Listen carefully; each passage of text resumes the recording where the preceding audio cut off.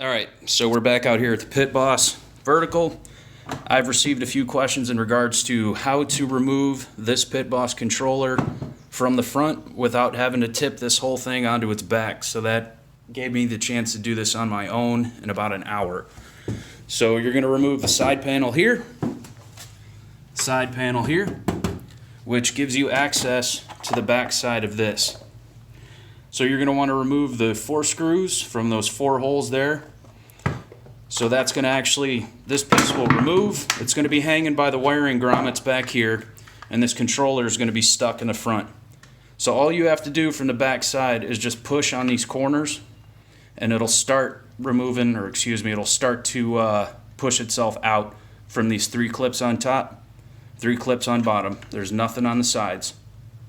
So once this is popped out, it's going to be dangling here. You'll have more than enough wire from the harness itself from the factory. So you're going to want to cut the wires back as close as you can on the control board, which you can see here, and that's going to give you enough wire on the existing harness to install the terminals for the connections to the new Rectech. So that aside, you're now dealing with this piece. So on one side you're going to have the wires coming in for the control, and the other side you're just going to have power coming in. I actually had to cut the ground wire on mine. I can't exactly remember the reason why. I had a pretty tough time getting the grommet out on this side, so I think I just snipped the wire and had an easier time. All I did was just put a wiring coupling in and it was good to go.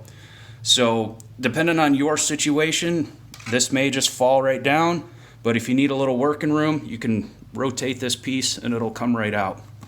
So this piece, I saved this controller, the whole thing, just in case anything ever happened. But this piece right here is going to give you a template